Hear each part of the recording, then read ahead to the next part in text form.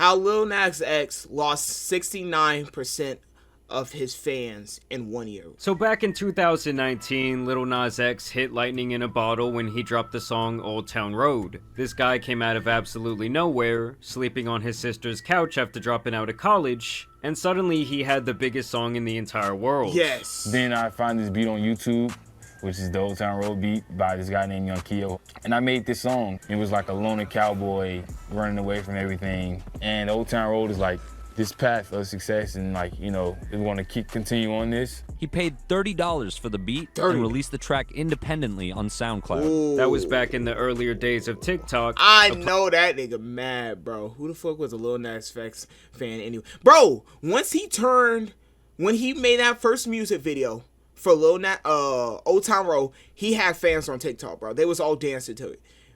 Even when he turned to the Sassy Santana of a cowboy, he still had a whole bunch of fans. He even got even more fans, bro. Come on, bro. Platform that over time would gain a reputation for its ability to make unknown artists achieve hit songs. This song is kind of hard. And with Nas X having a lot of experience on the internet in his teens, he already knew how to make memes and other posts go viral organically by understanding the algorithm through the best teacher, trial and error. So for months he relentlessly promoted this song through memes, trying to force a trend to get attention towards his music. Putting it into memes and, you know, like kind of forcing it into the internet in a way. Old Town Road Also, became a meme on TikTok. People would drink something called hee-haw juice, and the song would start up and they might be dancing. Bro, they was a fan of Lil Nas X, bro. You said fan of the song and Lil Nas X are two different things. Bro, if you like the song, you're going to most likely like Lil Nas X, bro. Why would you support somebody's song but not support who he is? Bro, if you literally seen it, Lil Nas X, when he literally came out,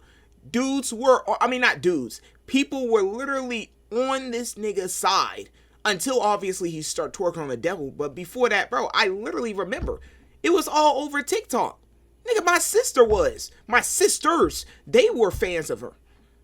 Every time at school, bro, they was always talking about Lil Nas X. That's where I'm from. They were messing with him, so I don't know where you from, but he literally said that. They would jump in the air and transform into cowboys. They were messing with Lil Nas X. The song became a trending sound, and I really feel like the mixture of modern country over a trap beat really helped create this independent hit. Is Old Town Road by Lil Nas X a country song?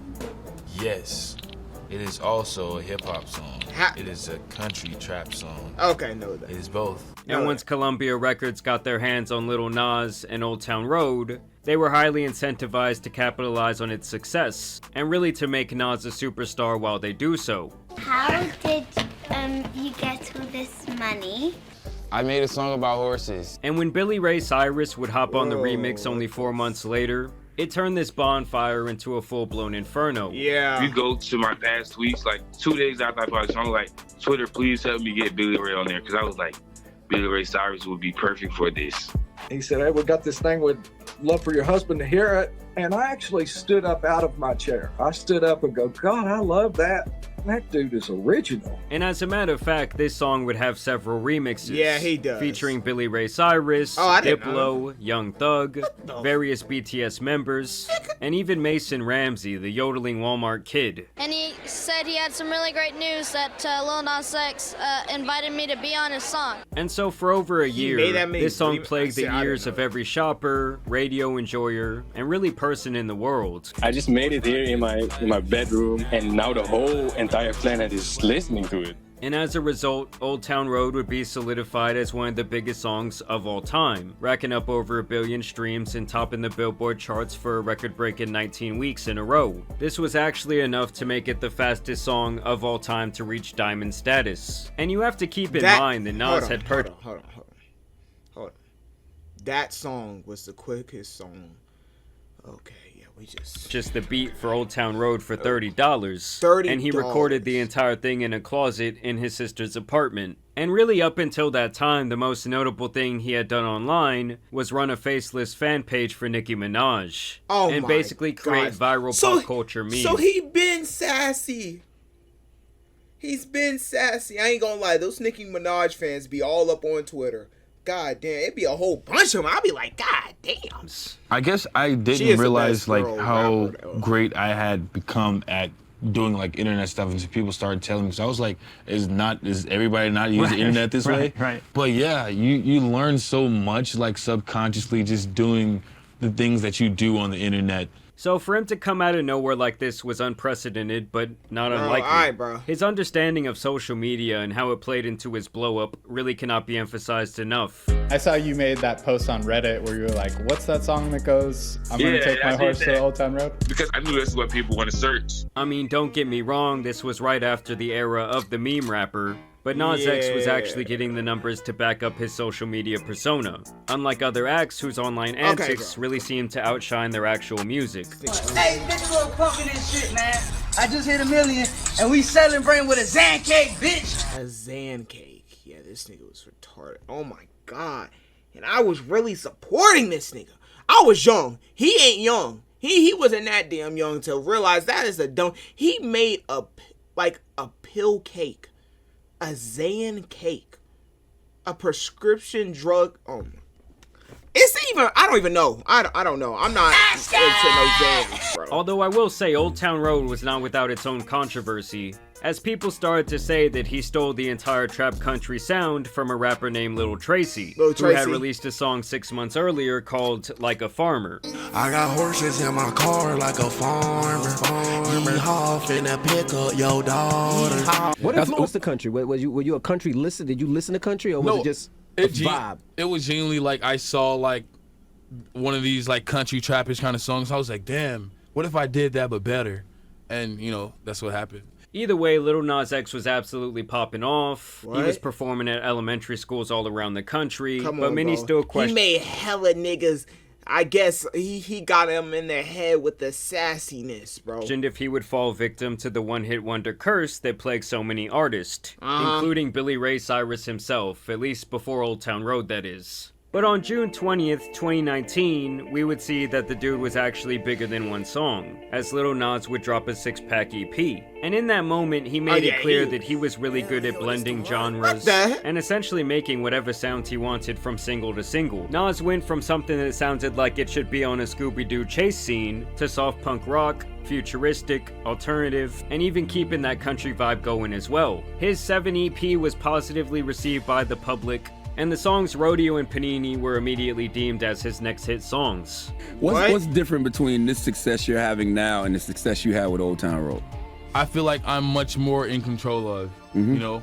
Like, I feel like I have the reins on it. Now, a mere 10 days after he would more or less prove that he was more than a lucky artist who caught a hit, Nas would come out of the closet, telling fans on Twitter, some of y'all already know, some of y'all don't care, some of y'all not gonna fuck with me no more, but before this month ends, I want y'all to listen closely to Closure, a song that appears to be about someone finally accepting their sexuality, later confirming this by saying that the rainbow imagery used in his album cover should have made it obvious that he was gay. Should have made it obvious? How the fuck niggas gonna just, oh yeah, let me just assume this nigga gay because he got a little bit of colors on his EP cover. Like, my nigga, what? Your recent social media posts hinted towards you revealing something about yourself in the future. Just say. And you haven't revealed that yet, and fans are pretty much clamoring to find out what that is. I kind of revealed, you know. You've given hints. What do you think you've revealed? That I am gay. And while some obviously resented him for this, while others and that's the thing. I don't give a fuck. Like, niggas will really give it a fuck. Nigga, I don't give a fuck. Either way, many championed him for coming out. Oh yeah, he was twerking out of jail. Oh my god, bro. Nigga, bro, what the his popularity. Did your family know you were gay? My dad and my sister, but the same month that I came out, I told them pretty much. And after this, the guy was absolutely everywhere. He was making music with Cardi B, DaBaby, who was red hot at the time, and of course the real Nas, who inspired his name in the first place. And at that point, it was beyond clear that he was being backed by the industry machine, and also that the music was actually good enough to keep him on this upward trajectory. He was getting billions of views and streams on these songs, not even considering Old Town Road and its 1 million remixes. It was like the dude could do no wrong and he was destined to be a pop sensation. Now around this time, Nas would fully embrace his sexuality in both his music and his performances. I would definitely consider this a transitional phase for his public image, as this was something he admits he purposely did, even when it was subconsciously trying to clap back at the haters. Anybody that's pissed off are the exact people that need to be pissed off, you know? And at this point, it seemed like fully embracing the villain role and kind of pissing people off seemed to be something that Nas X really started to enjoy. You know, my videos are much more like sexual and whatnot.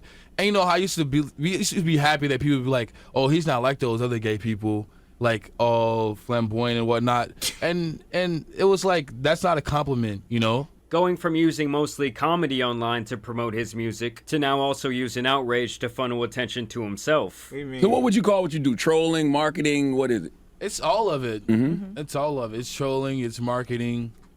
Being sassy. Like if people thought he was going too far in his music videos, he would do something more outrageous on a live stage to provoke them even more. If his detractors said that he should be a role model for kids who listen to his music, he would do everything in his power to push Lil Nas X twerked on the devil. Bro, I promise you, I would have never seen that coming, bro. Bro, he was doing a lot of stuff.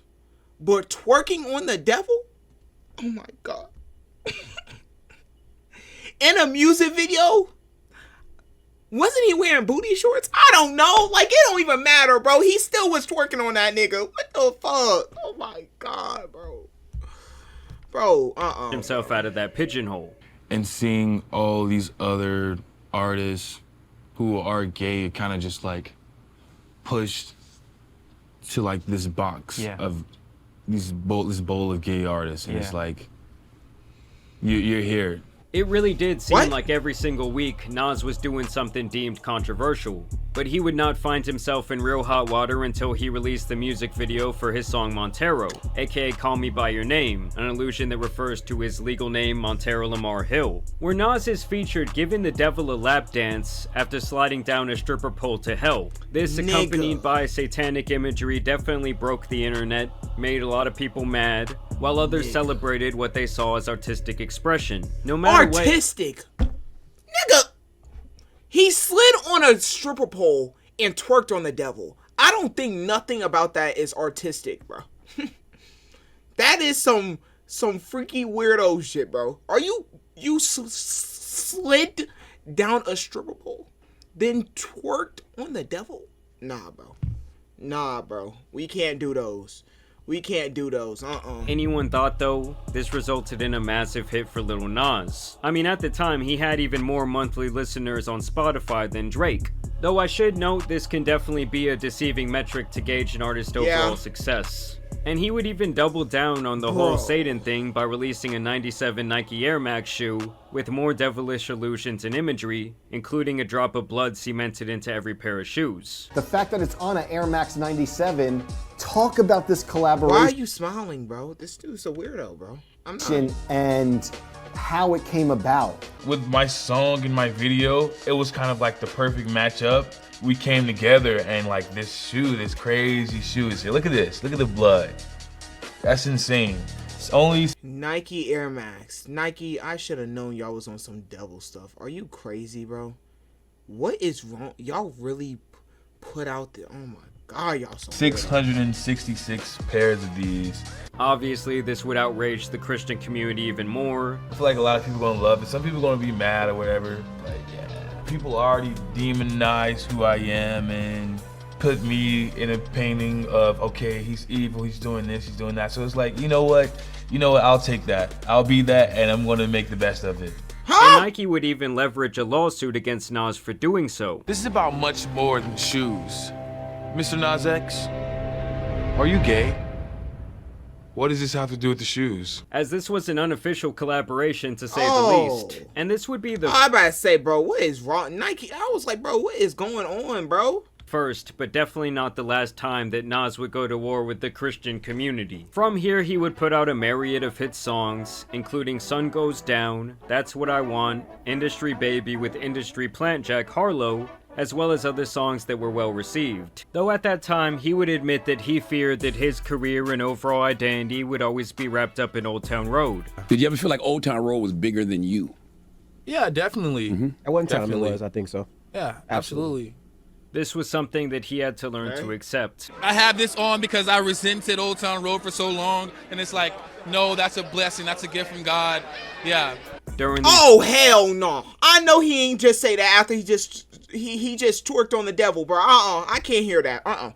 Next couple of years, Nah, he would bro. still use No Twitter way. virality and other antics to No promote way. his music, but for the most part, he would stay out of the limelight from 2022 through 2023. But at the top of last year, 2024, Lil Nas definitely wanted to stoke his dimming fire once again, as he seemed to be hitting a bit of a lull in his career. I mean, don't get me wrong, the numbers were still strong, but his audience and streaming numbers, as well as his social media growth, was essentially cut in half. And this was while still releasing singles on a pretty normal basis. After all, with him being a pop artist, an album does not necessarily mean much, and I feel like his, or at least the label's strongest strategy, was to try and make every song a spectacle. Meaning, fuck this big body of work, we want the next big hit. And so he Bro. turned to his old bag of controversy, going even harder at Christianity directly with his song J. Christ, where he is pictured as his version of Jesus. Bro, I'm not gonna lie. This nigga just act like he's Jesus? He's his own Jesus? Bro, what the fuck is going on? What the fuck is going on? Like, when did all this happen? I swear I seen him twerk on the devil. That happened, because that was all over TikTok, and I was seeing that on YouTube with people making videos. But now, I didn't even know he was trying to act like he was Jesus. When did this happen? God damn. Jesus Christ, as well as the devil. This was clearly meant to be his next big single, his next Montero moment if you will, but it completely struck out compared to his other songs that had controversy centered around them, and even people who weren't Christian took offense to his depiction of himself up on the cross. But once again, Nas would come from this standpoint that everyone was taking him too seriously and that he really meant no harm. But I also didn't mean to like mock. This wasn't like a fuck you to you people, fuck you to the Christians. Like, it was not that. It was literally me saying, oh, I'm back like Jesus. Like, that was like the whole thing. No. The first person to dress up as Jesus. I'm not the first rapper. I'm not the first artist, and I won't be the last. And I know, like, given my history with, the Call Me By Your Name. He definitely ain't the first rapper to try to act like, bro. I ain't trying to hear that shit, bro. I ain't gonna lie. I ain't trying to hear that, bro. You twerked on the devil. Ain't nobody ever do that. Slid down a stripper pole and twerked on the devil, bro. Can't do that. Nope. Anything that I do related to religion can be seen as like mockery. That just was not the case with this. But this time, people were not defending him the way they were before, and in turn, he would actually double down, once again cosplaying as Jesus, and this time mocking the eating of the holy bread and the drinking of wine, which in the Catholic community represents the blood and body of Christ. Yeah. Something obviously not taken lightly by those who believe. And I will say though, with the communion video, with me eating the crackers and juice, I thought that video was gonna be the video to lighten the mood, to take it down like less serious or whatnot. I thought that was something that we all wanted to do as kids or whatnot, but I didn't understand, the reality. Hold on, so he didn't know, so nobody told you? Nah, bro, I don't think you should do that. No, but I as a kid, we always wanted to drink. Nah, bro, I don't think you should do that. I think you shouldn't have done that.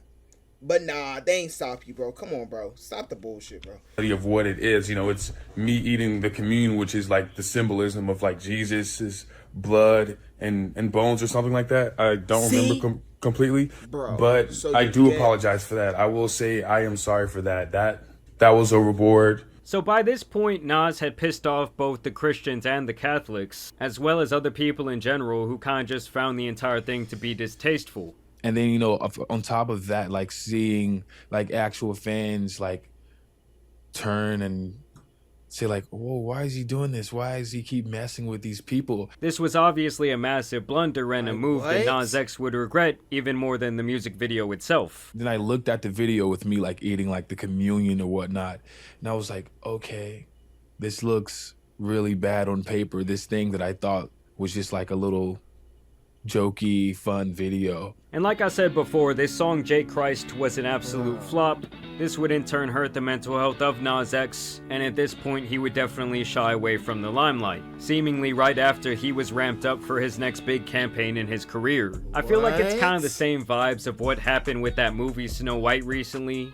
The audience had spoken and they weren't listening to this song, debuting at 69 on the Billboard Hot 100 before falling straight off the charts 1 week later. Comparing this to Old Town Road, which spent 49 straight weeks on the Billboard Hot 100, Industry Baby that did 41 weeks, reaching the #1 spot at one point, and even Montero that spent 35 weeks on the Hot 100, debuting at #1, this was obviously a really bad sign. Because now he had all this backlash with no numbers to make it worth it.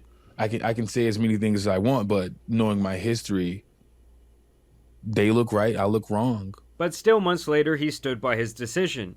You know, bleep it out with my haters. I'm going to have fun. I'm going to do me. I'm going to go outside. I deserve to be out here. I deserve the right to exist. Connected with something higher, and I felt like I was just having fun, and I want to get back to that and not just like, oh, I'm going to teach my haters a lesson. Like, and so he would be mostly quiet in 2024 besides the occasional random release. Sorry, what are you excited about over the next, 12 months for you? What's something that's inspiring, pulling you and pushing you forward right now for the next 12 months? I think the main thing I'm focused on is picking myself up out of this hole that I feel that I'm in, you know what I mean? And only a couple of weeks ago would he really begin to campaign for his new album, Days Before Dreamville. This was released at the tail end of March, and it basically has created zero buzz online, with most of the songs besides the single Hotbox getting less than a couple 100,000 views in the first 2 months. In fact, I didn't even know this album had come out, and even Lil Nas's social media efforts have been falling flat with him seemingly unable to go viral. This new pussy open up doors that ain't never been open before. This new pussy $100 make the niggas fall in love. This new gonna make the bitches fall in love. It's like he's trying his old antics, but they're not working. Yeah. And this is obviously a massive shift from the time where he could post literally anything, and it was getting millions of impressions and positive reinforcement from the internet. Like, there's a part of you that likes a little bit of chaos, and I was gonna ask you, what does positive chaos look like to Montero, and what does negative chaos look like? I think that the thing is, it's usually when I can control it.